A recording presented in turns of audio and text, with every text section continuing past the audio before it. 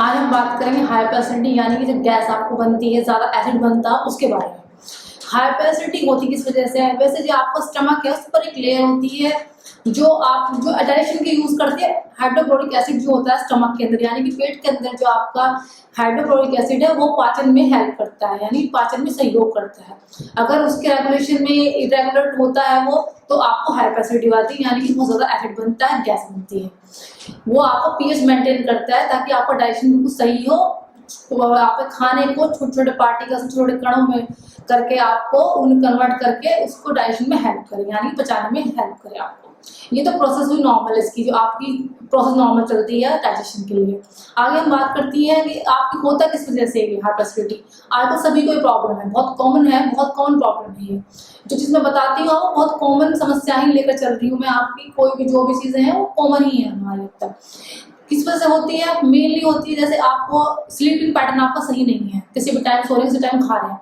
अगर खाने का पैटर्न आपका डिस्टर्ब है तो आप नहीं, अगर आप आपको बिल्कुल रेगुलर टाइम पर ही खाना खाना चाहिए, खासकर डिनर आपका टाइम भी होना चाहिए। एकदम खाने के बाद बेड पर चले जाते हैं, उसमें परेशानी आती है। कोई फिजिकली इनएक्टिव है वो नहीं कर सकता, उसकी वजह से होती है। कई बार लोग ज्यादा फास्ट रखते हैं यानी ज्यादा व्रत रखते हैं, उन लोगों में होती है। उम्र के साथ उम्र दराज लोग होते हैं उनके साथ होती है। इसके अलावा ओबेसिटी यानी कि वजन ज्यादा हो, उनकी वजह से होती है। और नॉर्मली प्रेगनेंसी में होती है और कई बार बच्चों में देखी जाती है, क्योंकि ज़्यादा जंक फूड्स खाते हैं बच्चे, या फिर स्पाइसी हुआ आपका फूड, स्पाइसी हो गया, फ्राइड फूड हो गया आपका, ज़्यादा तला भुना हो गया और आपका मसालेदार खाना हो गया, उस वजह से होता है। और कई लोग ज़्यादा चाय या कॉफ़ी पीते हैं, उसकी वजह से भी ज़्यादा कंडीशन आती है। और कई लोग होते हैं कि बहुत ज़्यादा स्मोकिंग करते हैं और अल्कोहल कंजम्पशन करते हैं, यानी कि बहुत ज़्यादा ड्रिंकिंग करते हैं और स्मोकिंग यानी सिगरेट स्मोकिंग हो गई, स्मोकिंग कुछ भी, उनमें ज़्यादा हो जाती है ये चीज़। इसके अलावा जो स्ट्रेस में रहते हैं आता है, जो आजकल कॉमन हो गया है, स्ट्रेस और एंजाइटी हो सकता है, घबराहट रहती है उन लोगों को, उनकी वजह से हो सकता है। कुछ सर्टेन मेडिसिन लेते हैं, जैसे कुछ पर्टिकुलर मेडिसिन होती है उनके साथ मेडिसिन हैवी मेडिसिन तो आती है, तो आपको हाइपर एसिडिटी की प्रॉब्लम कर सकती है। स्लीपिंग डिस्टर्ब पैटर्न होगा आपका, यानी कि प्रॉपर नहीं सो पा रहे हैं, टाइम नहीं सो पा रहे हैं, नींद डिस्टर्ब है, तो उनकी वजह से हाइपर एसिडिटी होती है।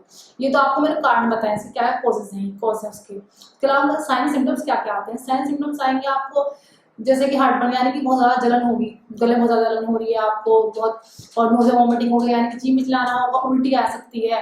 फिर आप पेट बहुत भरा भरा लगेगा, बहुत खाने का दिल नहीं होगा, तो खाने का मन नहीं करेगा कि मैं खाने की तरफ देखूँ, और तो फूड रहेगा।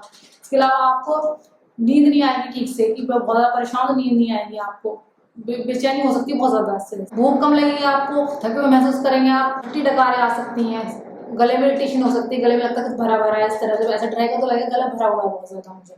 तो भूख नहीं लगनी है आपको, नींद नहीं ठीक से आएगी, बेचैनी बहुत ज़्यादा रहेगी। ये चीज़ तो मैंने आपको साइन सिम्टम्स है, क्या क्या परेशानियाँ हो सकती है उस टाइम पे। बहुत ज़्यादा गैस बनेगी, गैस बहुत ज़्यादा बनेगी, क्योंकि बहुत ज़्यादा घूम रहा है कुछ गैस के अंदर, गैस का हो रही है, बहुत ज़्यादा घूम रहा है कुछ चीज़, वो गैस बनती रहेगी आपको। ये चीज़ तो मैंने कॉमन चीज़ें बताई जो चीज़ आपको महसूस होंगी उस टाइम पे। तो हम बात करते हैं आपके लिए होम्योपैथिक मेडिसिन है। इसी में जो मेडिसिन बताऊंगी मैं आपको, साथ में आपको जो चीज़ फॉलो करनी है वो चीज़ें मैं आपको बताऊंगी किस तरह मैनेज करना है इसको। जो मैनेजमेंट है आपका, डाइट किस तरह की लेनी है, मैनेज किस तरह करना, होम्योपैथिक मेडिसिन किस तरह लेनी है आपको, ये सब मैं आपको बताती हूँ। जब भी खाना खाएं आराम से कोशिश करें कि आप जैसे कि बिल्कुल प्रिवेंशन है इसका, आप खाना खा रहे हैं ठीक से तो बिल्कुल प्रॉपर टाइम से, खाने के टाइम खाना ही खाएंगे। नहीं आप टीवी देख रहे हैं तो ध्यान टीवी की तरफ रहेगा, या फिर मोबाइल देख रहे हैं तो मोबाइल पर ध्यान देगा। तो स्क्रीन टाइम आपको बिल्कुल उस टाइम नहीं लेना है, आपको सिर्फ खाने पर ही ध्यान देना है। और बैलेंस्ड और न्यूट्रिशियस डाइट लेनी है, यानी प्रॉपर आपको जो डाइट ले रहे हैं आप, बैलेंस जो आपकी हर चीज़ है उसके अंदर, और न्यूट्रिशन, तो ये नहीं फ्राइड और स्पाइसी लेगी तो उससे फिर हाइपर एसिडिटी प्रॉब्लम होगी आपको। पानी का सेवन आप खाना खाने के 1 घंटा बाद करें, और गुनगुना पानी ले सकते हैं कि हल्का वार्म वाटर जो होता है वो कर ले सकते हैं, तो वेल एंड गुड। अगर 1 घंटे बाद पानी पीएंगे तो आपको डाइजेशन को अच्छा हेल्प करेगा आपका, और अच्छी आपका डाइजेशन को इम्प्रूव करेगा। रेगुलर पैटर्न बनाए मील का, आपके जो भी खाने का टाइम है आपका प्रॉपर टाइम पे ही हो। सुबह नाश्ते के टाइम नाश्ता होगा आपका, दोपहर के टाइम आपका, लंच के टाइम लंच होगा आपका, और डिनर के टाइम, खासकर डिनर आपका टाइम को सेव, ताकि सोने में आपके और आपके डिनर के टाइम में कम से कम 2 घंटे का गैप हो, जिससे कि आपको प्रॉपर डाइजेशन का टाइम मिले। खाना खाते एकदम बेड पर ना जाएं, बिल्कुल भी आप एकदम लेटेंगे तो आपको हाइपर एसिडिटी एकदम हो जाएगी। रेस्ट्रिक्ट करें आप जो भी कैफीन बेवरेज लेते हैं, जैसे कि आपका हो गया टी कॉफी हुआ, ये कम करें, कोशिश करें कम से कम लें इनको।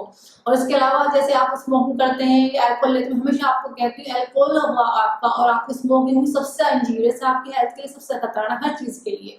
तो आप उसको भी लिमिट करें, कम से कम फिजिकली एक्टिव रहें, इन्वॉल्व करें, कोई मूवमेंट करें, आप जिस तरह से काम कर सकते हैं, कुछ भी जो आप, अभी आजकल फिजिकल वर्क कम हो गया, हमारा बैठने का काम ज्यादा है, फिजिकल एक्टिविटी बिल्कुल नामात्र होती है, तो इसलिए आपको एसिडिटी ज़्यादा प्रॉब्लम होगी। कुछ में आप स्विमिंग कर सकते हैं, एक्सरसाइज करते हैं, जॉगिंग कर सकते हैं, घूम फिर सकते हैं, अगर वो कर सकते हैं तो बहुत अच्छी बात है आपको। अगर साइकिल चला सकते हैं साइकिल चलाएं, आप घर में एक्सरसाइज कर सकते हैं घर में एक्सरसाइज करें। और सब साइड करने से भी अच्छी बात है, स्ट्रेस एंजाइटी उनको होती है, हार्ट बर्न की प्रॉब्लम, एसिडिटी की प्रॉब्लम, उनको आपको सबसे अच्छा तरीका है आप उसे आप करें, मेडिटेट करें, यानी कि आप मेडिटेशन करें, ध्यान लगाएं, योगा करें, इससे बहुत अच्छा फायदा होगा आपको।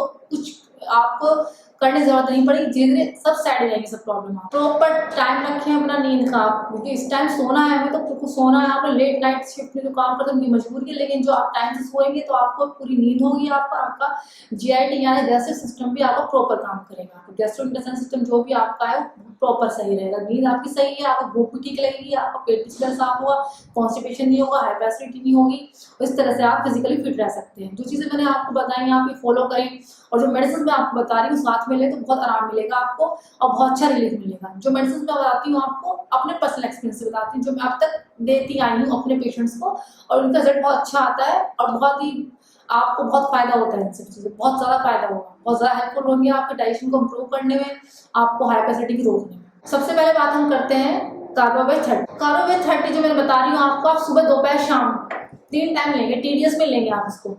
और इसके अलावा रात के टाइम आप लेंगे दूसरी दवाई जो बता रही हूँ आपको, वो है नक्स भूमिका, नक्स भूमिका 30। इसे शाम के टाइम लेना है आपको। दिन में कार्बोवेट लेंगे सुबह दोपहर शाम। इसके अलावा रात को सोते टाइम आप लेंगे नक्स भूमिका 30। जो आप ये लेंगे सुबह आपको इतना ज़्यादा आराम मिलेगा, किसी भी तरह की एसिडिटी हो, किसी भी तरह का हार्ट बर्न हो रहा हो, किसी तरह फ्लैचुलेंसी हो, किसी तरह गैस बन रही हो, नोज़ वॉमिटिंग हो, इसमें अच्छा रिलीफ मिलेगा आपको, बहुत अच्छा रिलीफ मिलेगा आपको। आप खुद कहेंगे इतना अच्छा वर्क किया इस मेडिसिन में। सबसे अच्छी मेडिसिन है, सबसे टॉप मोस्ट मेरी फेवरेट मेडिसिन है ये, जो मैं देती हूँ हाइपरएसिडिटी के लिए, बहुत बढ़िया काम करती है। अब आती है आपकी रुबीनिया, ये तीसरी मेडिसिन है हमारी रुबीनिया सूडो। रुबीनिया 30 ले लीजिए आप। रुबीनिया 30 उन लोगों के लिए ज्यादा होती है जो पूरी तरह नींद लेते, ज्यादा बच्चों में होती है, जैसे एसिडिटी बच्चों को होती है, बच्चों ने कुछ बाहर ऐसा खा लिया कि हमें पेट में दर्द हो रहा है और नोज़िया वॉमिटिंग हो रही है, तो उनके लिए अच्छा काम करती है। होम्योपैथी में बहुत सारी मेडिसिन हैं आप, लेकिन वो आपको पर्टिकुलर सिम्टम्स के हिसाब से दी जाएंगी, आपको पर्टिकुलर साइन सिम्टम्स जिस तरह के आ रहे हैं, पिकुलर सिम्टम्स आ रहे हैं, उसी हिसाब से आपको मेडिसिन दी जाती है।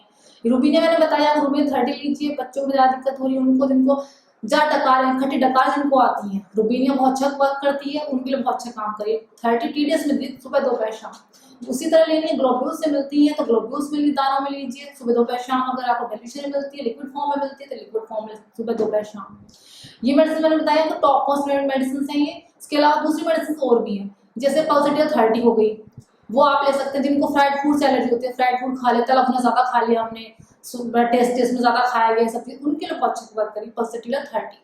इसके अलावा दूसरी मेडिसिन जो है आर्सेनिक एल्बम, जैसे हमने बासी खाना खा लिया, उसकी वजह से हमें ज़्यादा दिक्कत हो रही है, खट्टे डकार आ रही है, एसिडिटी बहुत ज़्यादा हो रही है, नोज़िया वॉमिटिंग, वही कंडीशन भी उल्टी जी मचला रहा है, उल्टी आने को हो रही है पर आ नहीं रही है, तो आर्सेनिक एल्बम फूड पॉइजनिंग भी बहुत अच्छा काम करेगी आपकी। तो ये चीज़ें मैंने आपको मेडिसिन 5 मेडिसिन मैंने आपको बताई हैं।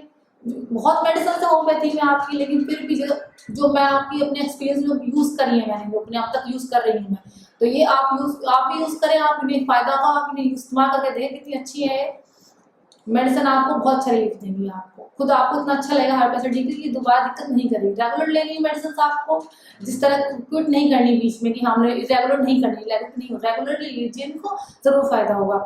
इसके अलावा ठंडा, अगर दूध पीते ठंडा दूध पी सकते हैं आप, जैसे साथ में ठंडा दूध ले लिया आपने। अगर आप चाय कॉफी कम करें तो हर्बल टी वगैरह इस्तेमाल कर सकते हैं, हर्बल टी यूज करें आप। इसके अलावा आप नींद पैटर्न जो मैंने बताया, नींद का पैटर्न आप सही रखें अपना। गर्म पानी का इस्तेमाल, गुनगुना पानी, जाते तेज पानी नहीं, हर जो बिल्कुल वार्म ल्यूकवार्म वाटर होता है वो इस्तेमाल करें। ये चीज़ आप फॉलो करेंगे, साथ में मेडिसिन लेंगे तो बहुत निश्चित रूप से आपको फायदा है। और आज के लिए बस इतना है, थैंक यू।